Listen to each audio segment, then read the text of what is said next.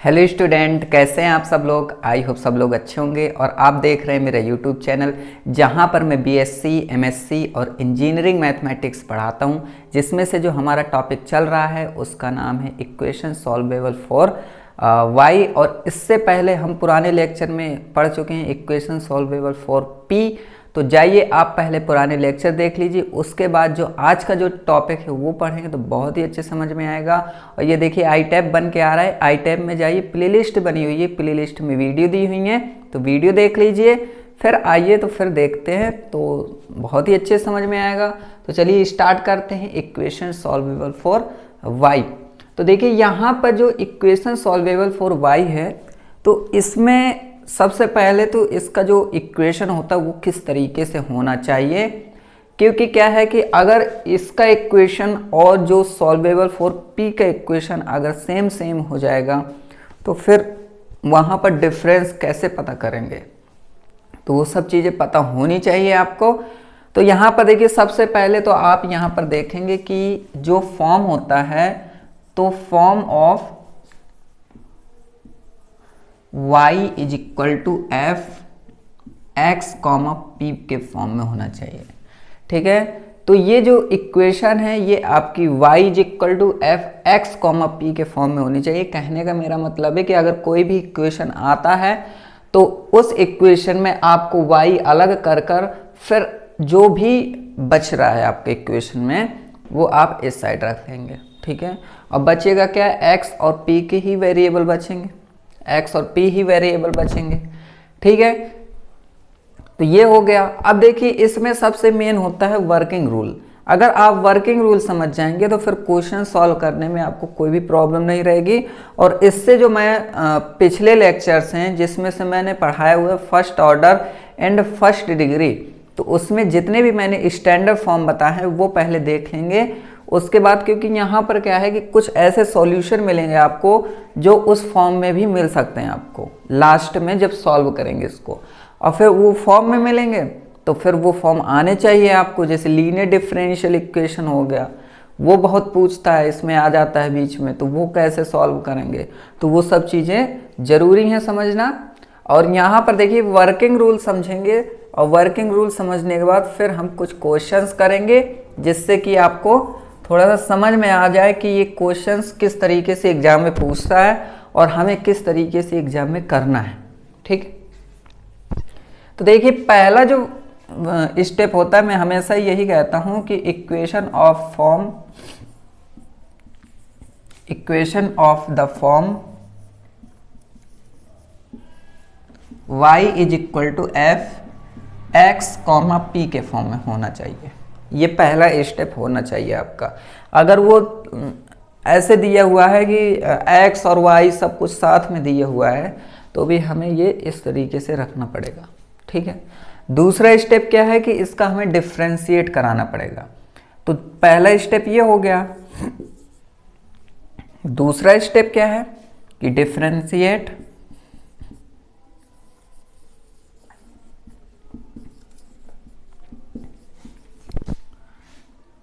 इसको equation first मान लीजिए। ठीक है,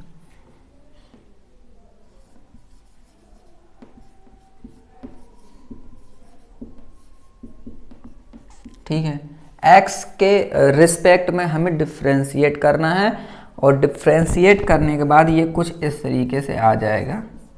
ठीक है, और यहाँ पर देखिए जब इसका डिफ्रेंशिएट करेगा तो ये फंक्शन अब इस तरीके से तो रह नहीं जाएगा, तो हम मान लेते हैं कि जो दूसरा फंक्शन इस तरीके से हो जाएगा जिसमें से हमारा होगा x into P D p upon d x. ठीक है, इस तरीके से इक्वेशन बनेगा। आप परेशान मत होइए, सिर्फ वर्किंग रूल देख लीजिए। अब यहाँ पर देखिए d y upon d x जो होता है वो हम हमेशा याद रखेंगे कि d y upon d x को हम p बोलते हैं। ठीक है, जो मैंने इससे पिछले लेक्चर में भी आपको समझाया हुआ था। तो इसको अगर हम p बोल देंगे तो p is equal to 5 and x comma p d p upon d x. ठीक है, अब ये हो गया। अब देखिए ये फंक्शन हो गया। अब इस फंक्शन को भी आप सॉल्व करेंगे। जब इस फंक्शन को आप सॉल्व करेंगे तो मान लीजिए ये जो इक्वेशन फर्स्ट है, ठीक है, और फिर इस फंक्शन को आप सॉल्व करेंगे। ये मान लीजिए ये इक्वेशन आपका सेकंड है, ठीक है।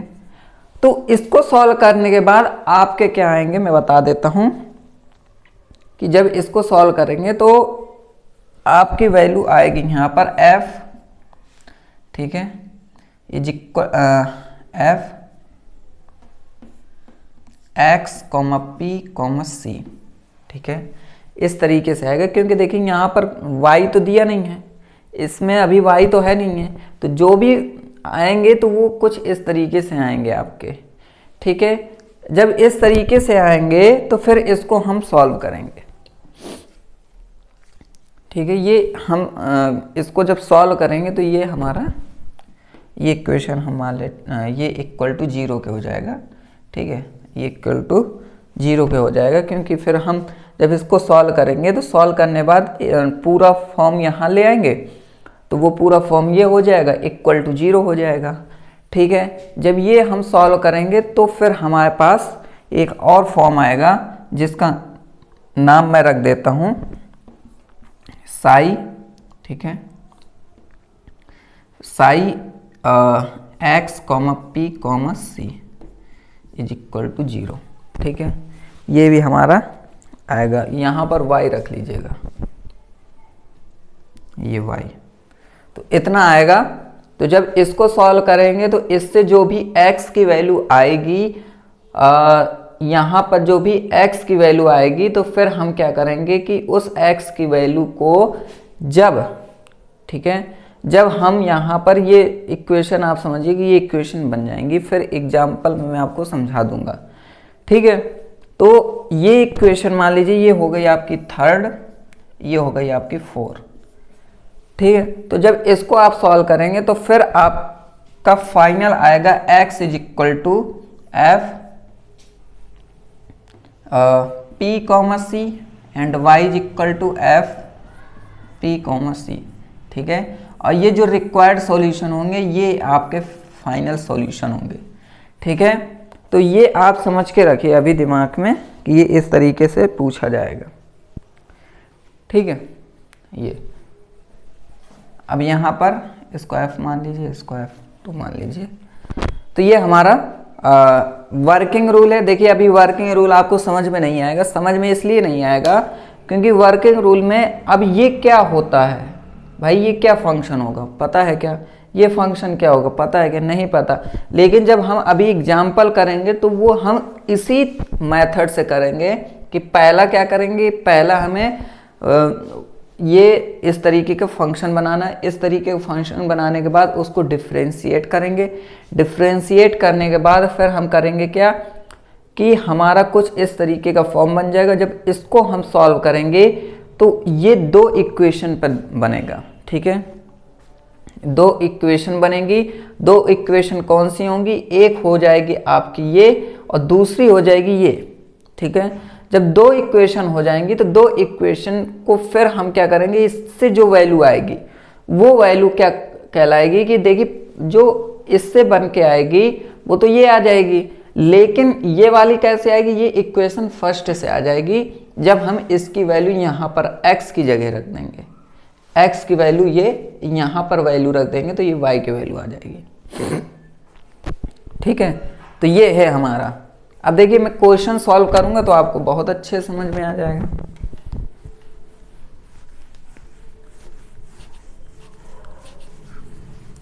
बस थोड़ा सा सब्र करना पड़ता है, ये नहीं कि आपको थोड़ा सा अगर नहीं समझ में आया जैसे शुरुआत में तो फिर आपने क्या किया कि स्किप किया वीडियो और फिर उसके बाद नहीं। अगर अभी नहीं समझ में आ रहा है तो ये समझो कि आगे ये पता चलेगा कि अच्छा ये इस तरीके का सॉल्यूशन है। और ये वर्किंग रूल अभी आपको कैसे पता चल जाएगा बताइए, जब तक सॉल्यूशन नहीं देखेंगे। वर्किंग रूल तो एक ये होता है कि ये एक प्रकार का आपका मैप होता है, जैसे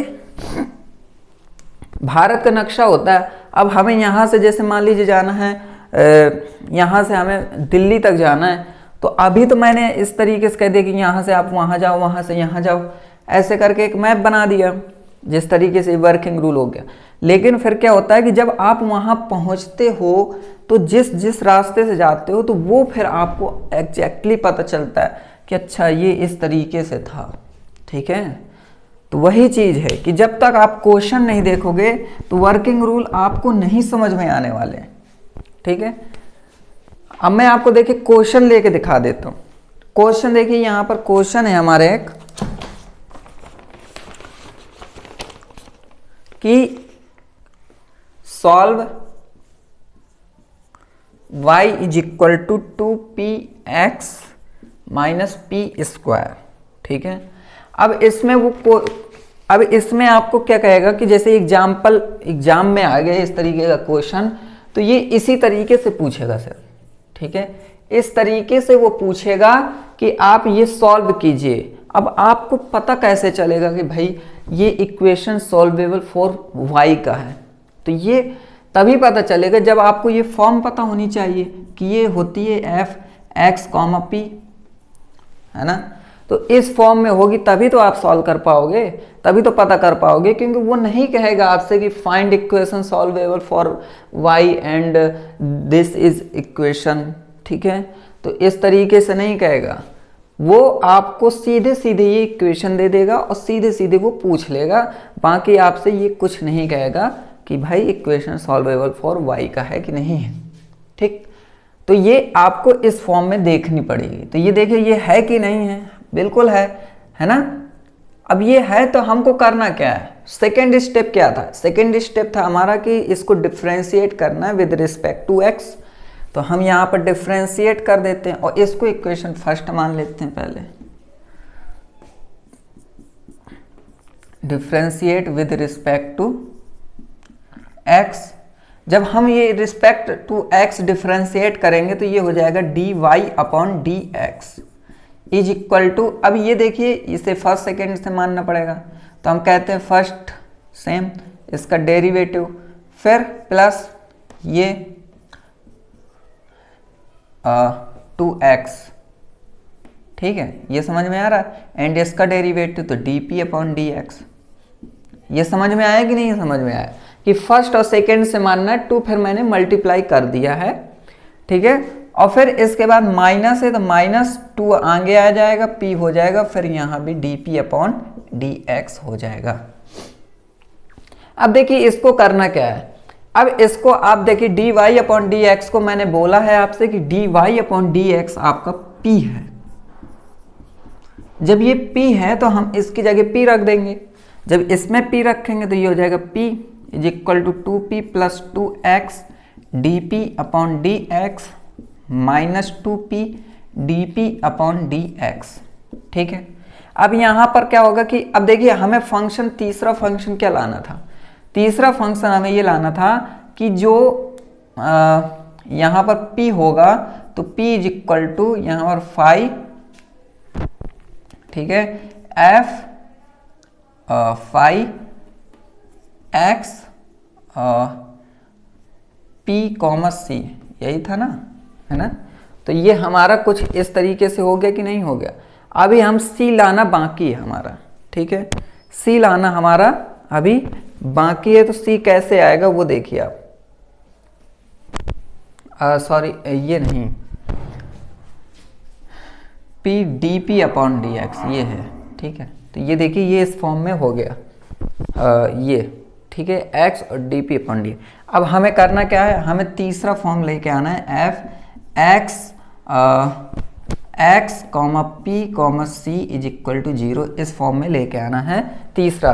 तो ये अब यहाँ पर आएगा तो ये 0 हो जाएगा, एंड 2p है और ये घट जाएगा तो एक p आएगा सिर्फ, plus 2x dp upon dx minus 2p dp upon dx। अब इसको अभी थोड़ा सॉल्व करने दो। सॉल्व करेंगे इसको तो क्या बनेगा ये? तो यहाँ पर आप देखेंगे कि ये p है ना, और यहाँ पर हम p ले लेते हैं इसको, ठीक है। एंड यहाँ से हम कॉमन ले लेते हैं, प्लस क्या कॉमन हो रहा है इस पे? 2 कॉमन हो रहा है और dp अपॉन dx कॉमन हो रहा है, 2 dp अपॉन dx और यहाँ पर x माइनस p, ठीक है। ये हो रहा है हमारा। अब देखिए इसके बाद अब करना क्या है? ये अगर इस फॉर्म में बन गया है तो अब करना क्या है कि इसको आपको सॉल्व करना है, ठीक है। अब देखिए इसको कैसे सॉल्व करेंगे आप। अब ये इस फॉर्म में बन ही गया है, अभी सी लेना बाकी हमको। जब सी कैसे लाएंगे, जब इसको हम वेरिएबल सेपरेबल मेथड वाला काम करेंगे। वो कैसे करेंगे, यहाँ पर देखिए कि ये हम 2dp/dx x माइनस पी हो गया और यहाँ पर माइनस पी जाएगा, ठीक है।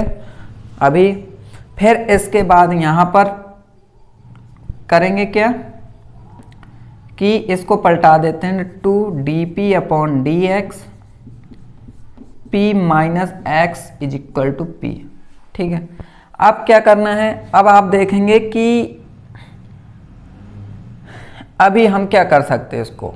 अभी देखिए इसको अब हम क्या करेंगे कि ये वाले को dp/dx को इसके साथ ले जा रहे हैं, तो 2p minus x is equal to p. जब ये जाएगा तो ये हो जाएगा dx/dp, पलट जाएगा कि नहीं पलट जाएगा। अब ये हो जाएगा। अब हम करेंगे क्या, इसको नीचे ले आएंगे तो ये p/2 हो गया और यहाँ से हटाएंगे तो ये देखेंगे तो ये हो जाएगा p dx/dp और p/2 है, एंड ये माइनस एक्स को यहाँ ले आ रहे हैं और ये p वहीं रहेगा, ठीक है। तो ये देख रहे हैं आप ये किस तरीके से बना है। अब क्या करेंगे हम, अब ये जो अब p है तो p को हम सब जगह डिवाइड कर दे रहे हैं, ठीक है। जब p को डिवाइड करेंगे तो ये p से p कैंसिल हो जाएगा, तो यहाँ पर हो जाएगा 1/2 dx/dp,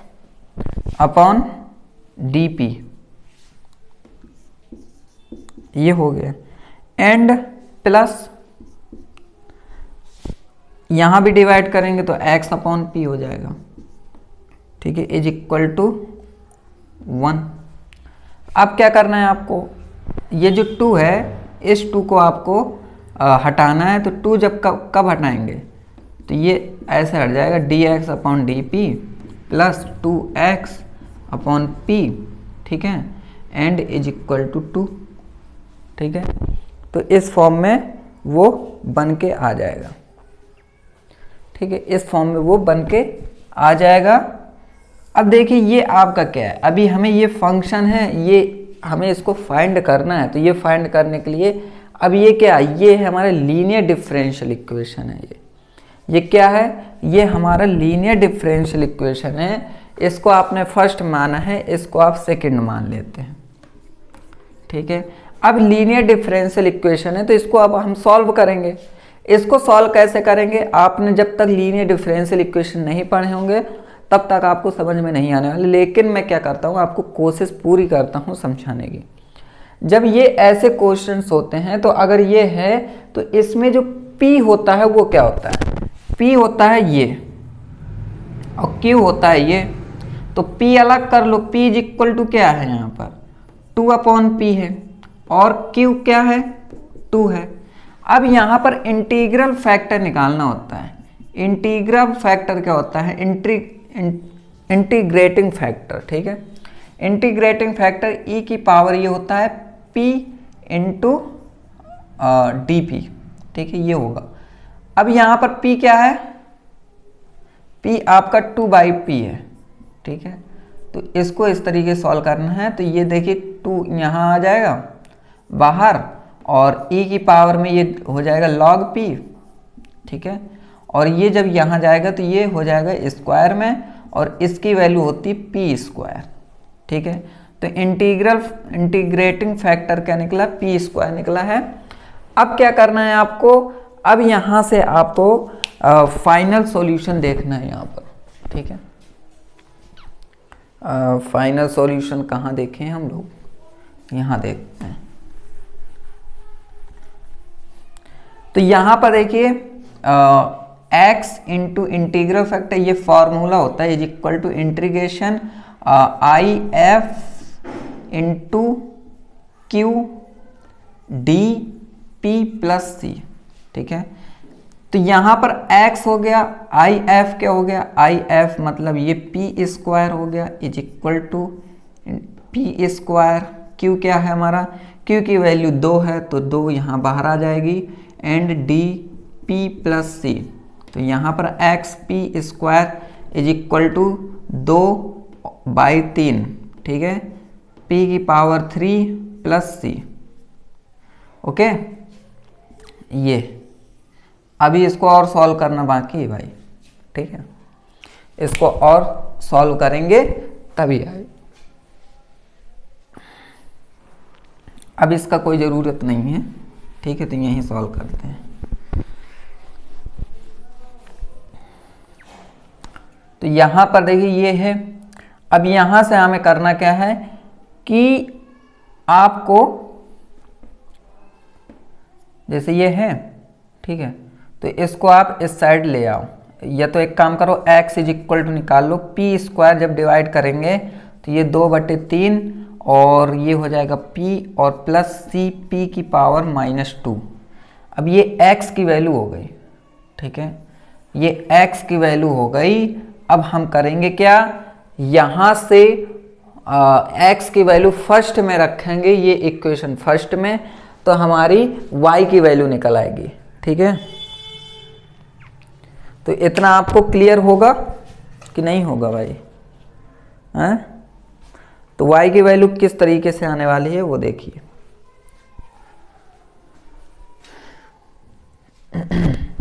यहीं देखते हैं, तो y इज इक्वल टू ये है कि नहीं है, अभी यहाँ पर कोई ज़रूरत नहीं है, ये सब समझ तो लिया ही है आपने। तो यहाँ पर x की वैल्यू रखेंगे तो 2p और x की वैल्यू क्या है 2/3 p प्लस सी p की पावर -2, ये हो गया -p स्क्वायर।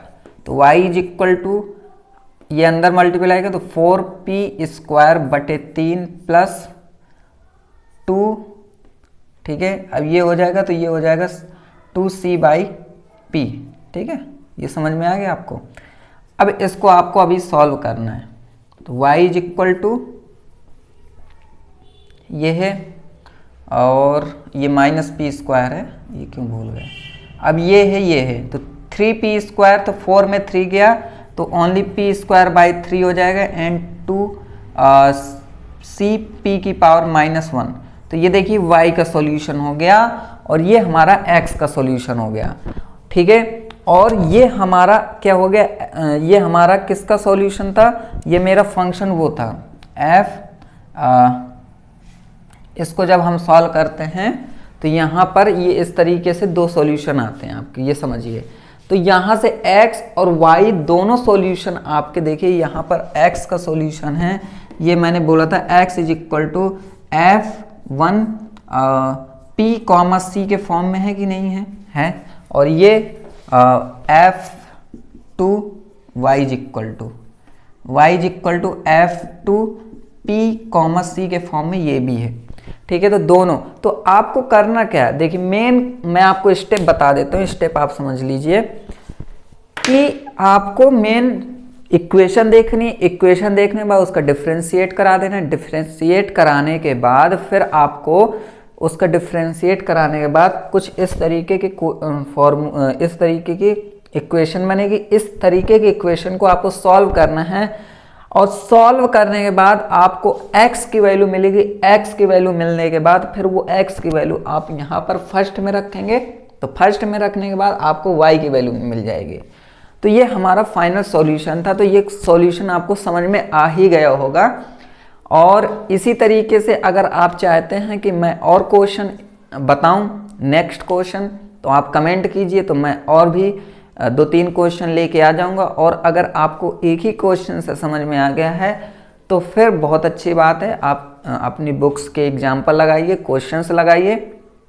उसके बाद कहीं भी कोई भी डाउट हो रहा है तो आप मुझसे ज़रूर कमेंट सेक्शन में कमेंट करके मुझे बताइए, तो मैं आपकी प्रॉब्लम सॉल्व करने की पूरी कोशिश करूंगा। और मिलेंगे नेक्स्ट लेक्चर में, तब तक के लिए खुश रहिए एंड गुड बाय।